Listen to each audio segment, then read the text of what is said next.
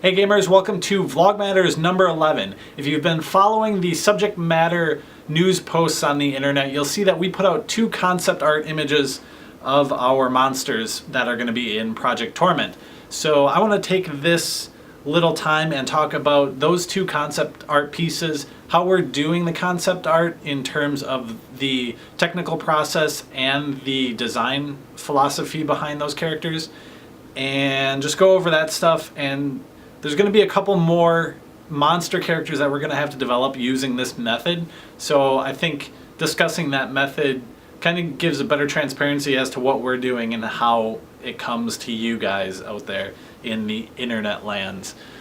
So let's talk about, let's go over one of them. So there's two that we've shown. One is the flopper and one is the swallow character. So let's talk about, well, we first showed off the swallow, and I'll put it up over here because it's kind of hard to see those ones.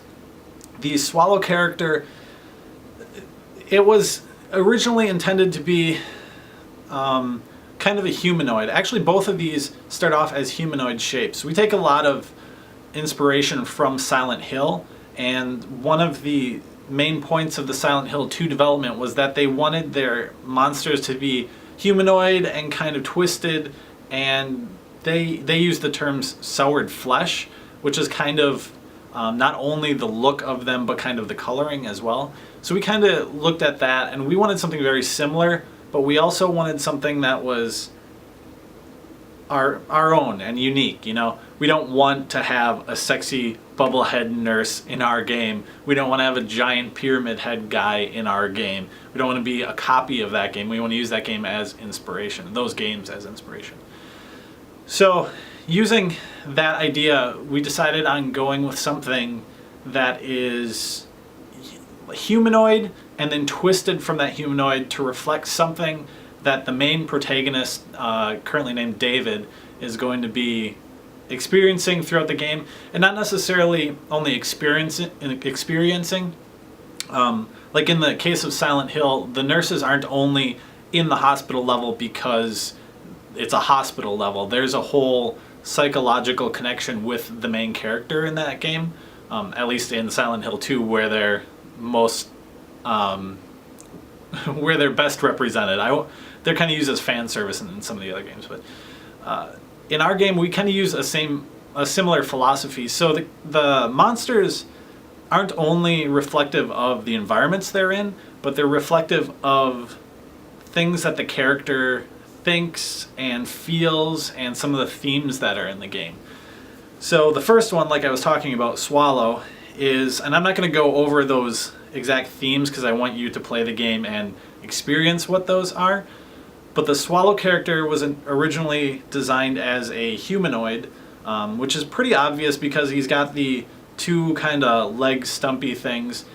He's got kind of one arm hanging to the side and the other arm kind of like going up. So the description, and this kind of gets into the technical way I have these being developed. So what I'll do is I'll come up with an idea based on the story of the game and what I'm looking for at that part of the game, and write up a chunk of text describing the look of the character, the appendages, and the coloring scheme of it, and send it off to a contract artist we're working with. And that contract artist will drop an early preview sketch, send it to me, and then I'll look at it and say, yeah, we need this changed a little bit, or we need, you know, this is fine, just go with it. Most of the time it's been just go with it because they've been pretty good so far. They've been pretty close to what I've been imagining. So what I'll do is send it to them, get the final image back, do a little color tweaking on it depending on if I want it in a different color scheme or not. And then what I'll do is see if it fits the story and release it.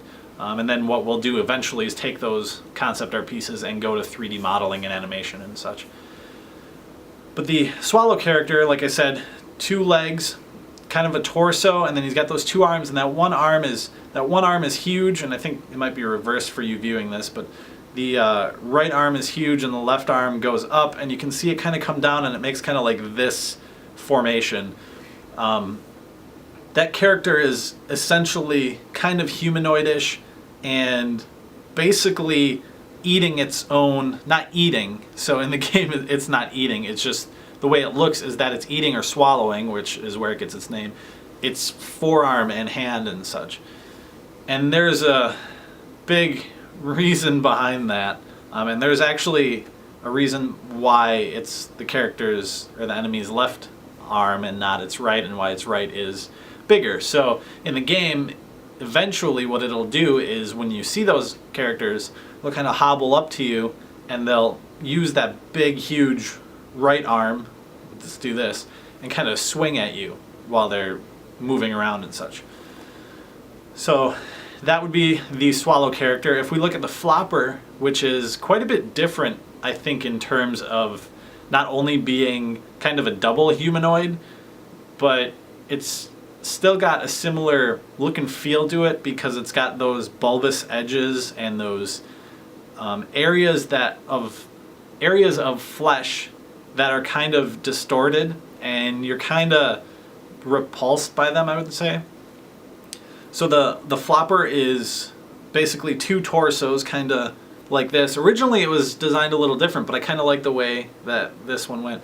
Originally it was designed not with the torsos like this, but the torsos basically like that. Actually I should go like this so I can do that kind of thing. It's got 4 down below, 4 kind of feet or legs or limbs or whatever you want to call it. And then it's got 4 up top. And originally what it was 4 on the bottom and then 4 just kind of on top of it. But I think this sets it out a little better. And in the game, I hate playing horror games where something low to the ground runs up to you and hits you and you don't know it's there, and it's really hard to see it coming at you. And I think something like this is going to be a lot, let's say, you know, the ground's here. Something like this is going to be harder to see when, you know, your character's yay big. And something like this is going to be a lot easier to see because you're going to see, you know, the top part of it. Silent Hill 2 does that, and I'm not a big fan of it. There's sections where there's like bug things crawling on the ground, and I always hate those because they're not scary to me when I get hit. Once in a while, very rarely they are, but it's more that it is just ridiculously stressful to get through that part. And not stressful in the terms of like psychological horror, stressful in that, like, as a player, I don't like that. I don't think it's fair to me to be basically siphoning off life from something that I can't defend myself from. But that's my own personal view on that part. The Flopper, though, the way it's going to act is it's going to basically crawl with the bottom part, and then the top part, and this is where it gets its name, kind of flops around and doesn't really attack you. But as the bottom crawls up to you, the bottom is going to use one of its feet to attack, and the top part will swing in the motion that it does as it's attacking you. So as it's swinging, the bottom part uses like kind of physics. It's not going to be physics in the game. They're going to be animated, so it's not like flopping all over the place. But the bottom, as it swings one leg out, it's going to take the top, and those big heavy like things on the top of it, those big like limb things, are going to kind of swing around and then swing at you. We considered using the top part to hit you with that, but I didn't want to have to go through the hassle of having us animate and making sure that those top like trunk things actually reach over the bottom part of the character. So like if these things, you know, are only like, let's say like this is really hard to do, that long, and they like reach like this and they're not hitting you but you're still taking damage, it would seem very strange, I think. So again, those characters both based off of things the main player will experience through David. And it looks like my battery's jumping low, so I'm going to try and finish this up quick. Like I said, what we do, send those descriptions off to a concept contractor, and then we get them back, send them out to you guys and show them. We'll have a couple more coming in the future, and then what we'll do eventually is send them out to animators and modelers and get those all built and put into the game. I would say the biggest struggle right now in the game is that process of getting it modeled, because we're not doing it in-house, is incredibly expensive in terms of the budget that's so far been applied to this game. And I don't want to go with something that's like super low poly and super low quality, because that's one of the big things of subject matter games, is that they're supposed to be indie with a AAA feel to them, as much as possible. Not that that's actually how it's going to be, but that's what we need to strive for, and I think that needs to be always in the forefront of your mind when you're developing a game. Otherwise you're going to end up like so many broken games out on Steam and on the internet. So go check out those concept art pieces. Put them up on IndieDB and Steam Greenlight Concept. And follow us on all of our social media networks. I will see you next time.